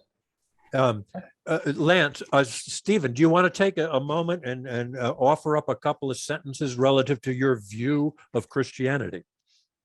You know, it's so funny because my view of Christianity has gotten so much harder since I've been here and observing it on the computer, what's going on in America. I had a lot more tolerance when I was there than I have gotten here. And I think in my last editorial, I made this point that I mean, everybody is dancing around the issues in America. You know, they're talking about Republicans, they're talking about people on the right, they're talking about the South. It's all about Christianity, all of it. The hatred of gay people, the wanting women to go back into the kitchen and be barefoot and pregnant, the anti-abortion thing, the racial thing. It's all about Christianity. And until that's confronted directly, in other words, we should be saying to people, you can be Christian, but keep it to yourself. You know, this society is not run by those medieval or Bronze Age rules. And you know, I think I've gotten a very clear view from here of the problem. The problem is Christianity. Until Christianity is pushed back into its Sunday morning tax deductible buildings and out of the public arena, it's only going to get worse. And it has gotten worse and worse and worse. I notice on Facebook when people say Republican, I always say all Christians, because they are, right? I mean, you think there are any Buddhists in America who believe in Trump? Or how many atheists you think believe in? And sadly, I've seen a lot of atheists online who espouse anti-Semitic and other views that I wouldn't expect of thinking people. But you know, let's face it, 99% of the Trump people are Christians, are church-going Christians. You know, the Q people, they're all Christians, you know, and so I'm not sure if that's what you were meaning, but well, I just wanted to give you an opportunity to speak because we haven't seen you in forever. I was so much more tolerant when I was there than looking at it from afar, because it's become so clear. I mean, everything I look, when somebody kills somebody in that country, you know, you look through the information and sure enough, they're a churchgoer. You know, I mean, it ties into almost all the situations. You know, who's using the drugs in West Virginia? You know, churchgoers. So I mean, all of these problems that the country is dealing with goes back to Sunday morning nonsense, and I think we as atheists have been too kind. You know, I think Dawkins was right from the beginning. You know, when Sam Harris blamed all of Islam for the terrorists, he was right. You know, once you allow nonsense to be seen in the same way as reason, you've opened the door for the crazies. And, you know, I think that's very clear. Thank you, Stephen. I appreciate you being with us all the way from Thailand, because this is, as other people have pointed out, a good reason to do this on Zoom, because we have people from Orlando, we have people from Thailand, Tallahassee. I want to get to Bridget. You change your name back, and then to Dennis, who wants to end on a lighter note. But before we get to Dennis on the lighter note, let's go to NT Nonsense. Not, oh, wait, do I have it right? Oh, I've got you too confused. I'm sorry. You got it right. NT Nonsense or NT Nonsense. You're Ann, not Bridget. Yeah, my name is Ann. Right. I just thought of a little tidbit of something I had studied years ago when he was talking about the Christians. Studies of pornography and promiscuity and teen pregnancy across the United States is concentrated in religious areas. The highest usage of pornography, the highest teen pregnancy is in religious areas. It just throw that in. Rape. Yep. Incest. Yes. The Bible Belt leads all those categories. Alcoholism. Yes. So Christianity is really good for you. Right. All right. Anybody here have a opposing viewpoint to the rest of us relative to Christianity? Nobody? I'm just checking. I want to give everybody an opportunity to be heard. I don't want to be accused. Okay. So no, hearing nothing. Right? This is a trick question, right? Maybe. I'll do the opposing view. I know some fine Christians. Some of my best friends are Christians. Well, the argument is Fair. Okay, thank you. There's some hands up in the chat room. And I had a really good friend who was a heroin addict. When he wasn't on heroin, he was a really nice guy.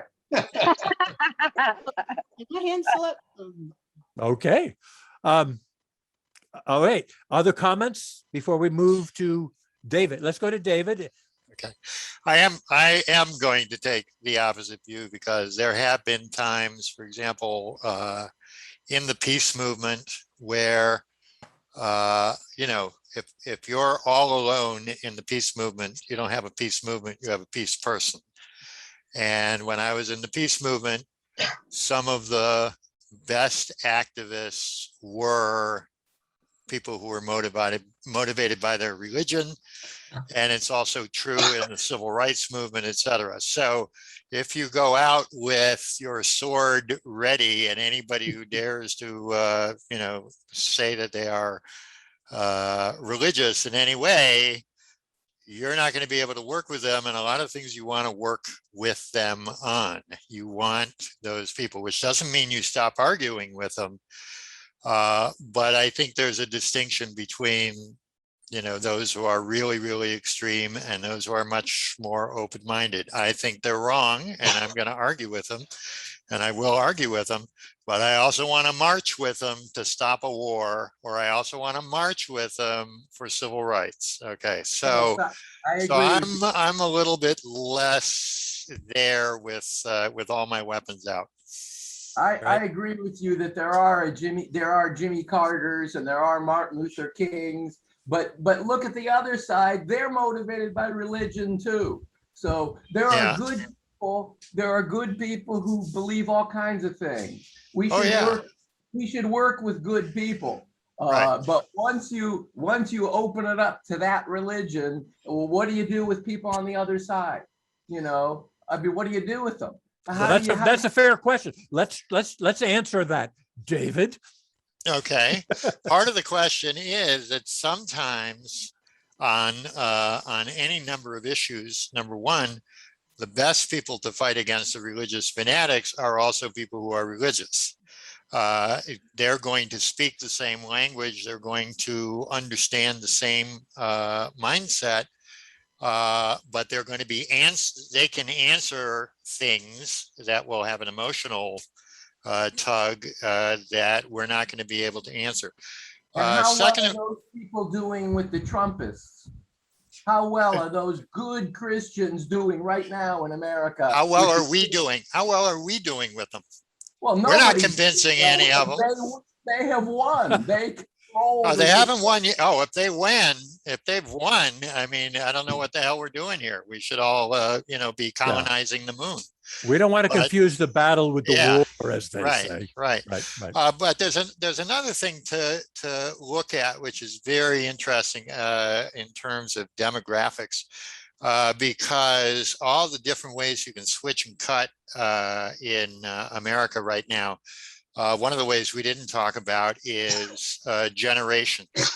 And generationally, first of all, generationally, more and more young people are moving away from religion in general.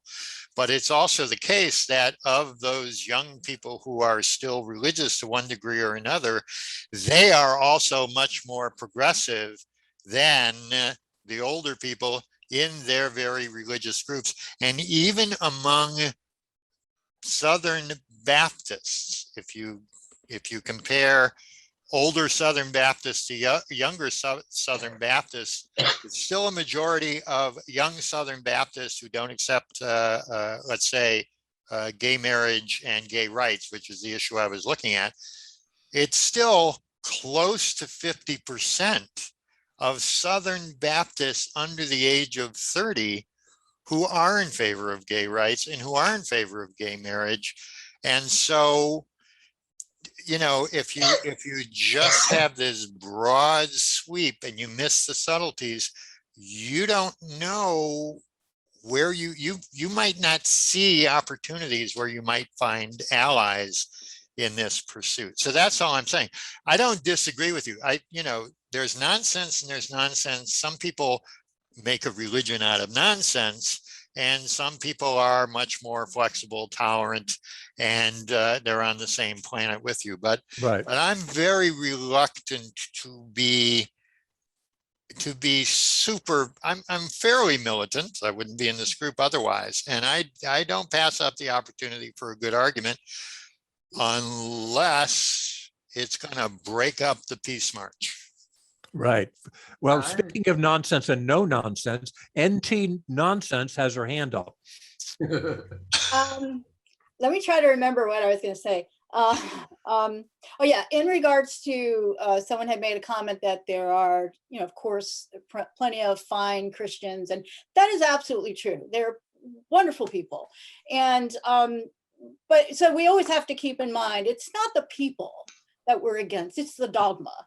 And a lot of these people are victims of the dogma, and they become, humans are not, generally speaking, rational creatures. That's what the experts say, Daniel Kahneman and, cognitive scientists, that human beings generally are either going to go with the group or what their parents told them or what makes them feel good about themselves, or it's fear that's motivated them. So yes, of course, we assume that there are many, many good people, and it's not the people that we're really fighting against. It's the dogma.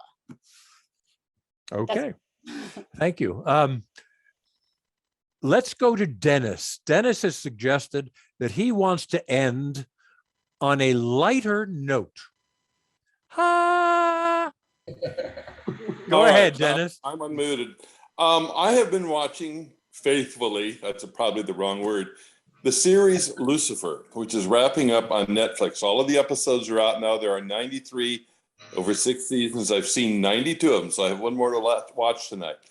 And I noticed, if you're not familiar with the show, basically it's based on a DC comic. Satan gets bored with hell, so he decides to come to Earth and check us out.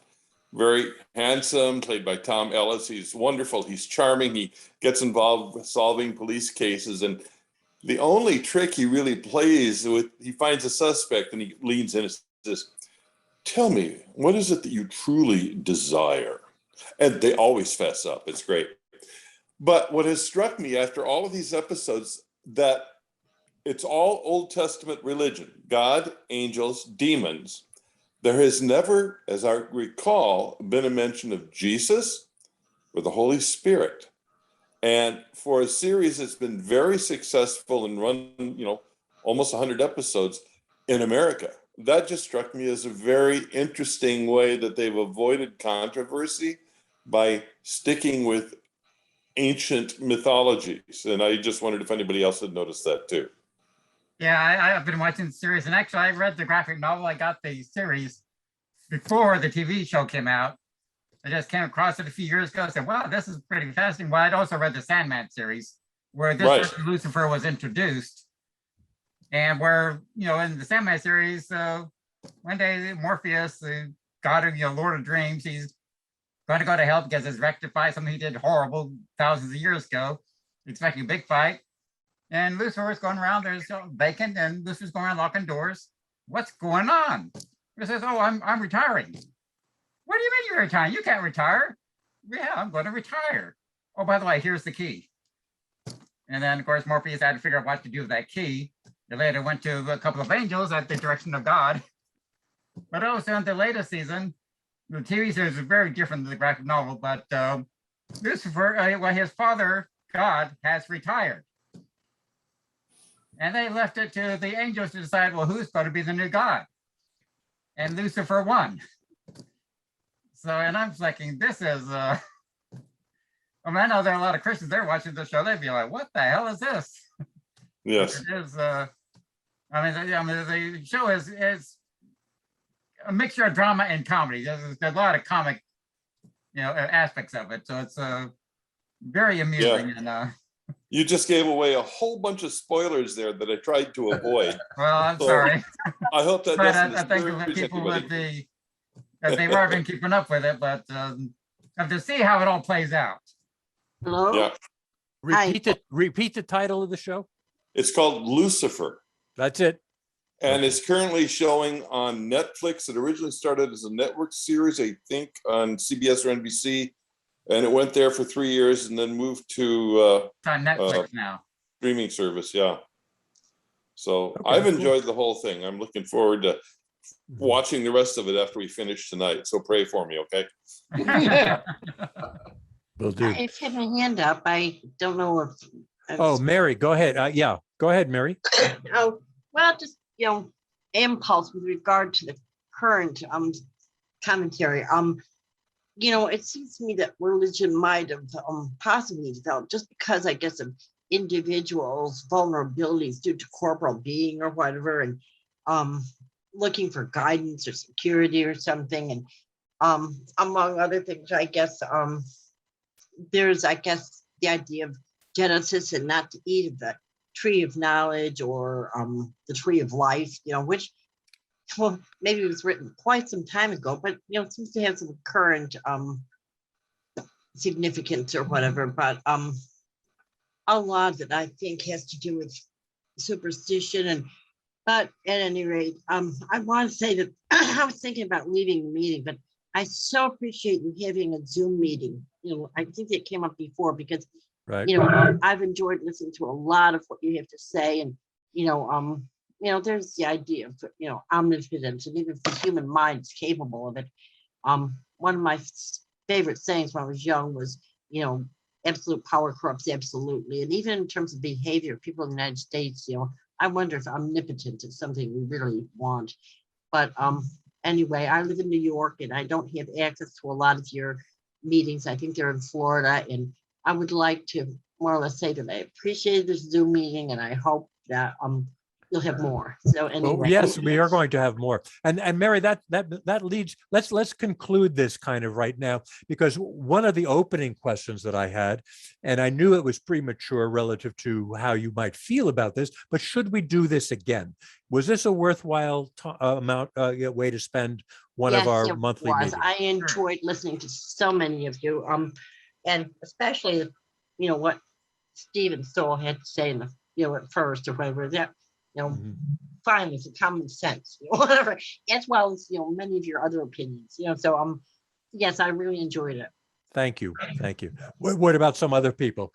And if we do, should we do it again next year? I don't know if there was that woman, I guess, who claimed to have been raised, I guess, conservative. She had a very, you know, educated, calm, insightful opinions, and, you know, many other people. I enjoyed Ann's comments, and, you know, everybody, you know, even if, you know, basically, you know, maybe they weren't inspiring or whatever, you know, there were issues that were brought up that were very worth discussing and very pertinent, and, you know, whatever, by other people. And, you know, basically, I really enjoyed just about everybody's opinion. So, very good. Thank you, Mary, for participating. Hope to see you again, and just at another meeting, maybe next month. We have meetings once a month on basically the third Monday of the month at 6:30. If you're not part of the meetup group, that's how you can get be sure you're informed of when our meetings will be. And there's also on Facebook, and there's other ways to be informed. But what about some of the others? Yes, yay or nay? I mean, just a quick yay or nay. Yay. Yay. Yay. Opposing viewpoints, nay. I wish we could have more. I wish we could have it. Very good. Very good. Then I think we'll try to do it again. Maybe, you know, maybe we should make this a feature, you know, once a year or something like that, and see how it is. See how we can go from here. I personally just let me say, you do a beautiful job of this, Ken. Oh, yes. Thanks. My kind of fun. I enjoy this very much. But I want to say that I appreciate everybody here offering their opinions. I really felt that nobody felt stifled. I felt that everybody had an opportunity to speak, and everybody felt that they could speak their mind and didn't feel like they were going to be judged in a negative way or positive way. We were all here to listen to each other, and that's part of what I think. My view is effective communication seeks reconciliation. And if you're effective at your communication, you're going to be able to communicate enough of your ideas to others who are going to say, yay, I like what you have to say. I get we're kind of speaking to the choir, if I could, if I could use that analogy. But nevertheless, I think we've learned from each other. I know I've learned a few things tonight, and that's why I think this is of value. And we've got people from Thailand and Orlando and Tallahassee and who knows, Orange Park. My goodness, Mandarin, and oh me, I'm in Michigan. So there you go. Can I just say one last thing? Yes. My granddaughter, Jeanette's daughter, has on her Facebook page I think the best argument about abortion that exists. And I would like to recommend everybody go to Erica, go to Erica. It's Madeline. She copied something from Madeline. It's yeah. You had given her credit for writing it, but Madeline is the one who wrote it. Madeline Sims, who's running the recording of this program right now. Okay, Madeline, you sent it. You're the one. I think it was to... Susan, probably. Anyway, it's If a what great you're talking piece. about, it's probably Ken that wrote it. Nobody's taking responsibility. Everybody needs to read it in any case. All right, read it. If it was me that wrote it, you can go to the First Coast Free Thought activist page, and it's on there. Or Susan put some version up on the website. And there's truth that I wrote something very recently relative to the Texas issue, calling them the Texas Taliban, and drawing some comparisons there. So it's available to read. I don't know who wrote what or what Bud is talking about, but if it's me, I know that's available out there. Okay, Ken, did you want me to use that in the newsletter this month? For October? I haven't thought about it. Yeah, maybe. Yeah, maybe. Let me look at it for the newsletter, and maybe we'll do that for this newsletter. Okay. Yeah. Let me look at it for newsletter purposes. Sure. Okay. That was just a kind of quick Facebook post, but it might need a little bit of tuning for the newsletter. You know, we do have standards. Yeah. And David, I'm very much looking forward to your contribution to the newsletter at some point when you retire and you have more time on your hands. I'm starting to get used to this retirement stuff. So. Okay, cool. Well, thank you, everybody. And this is when I like saying, Madeline, this is when you shine. You get to shut us all down, turn us all off. Thank you, everybody. I really appreciate it. I hope to see you again. See you again, Stephen. Thanks for being here, everybody. Good to see you. Take care. Yes, in terms of judging people, nobody was Pat Robertson. So. Good night. Night all.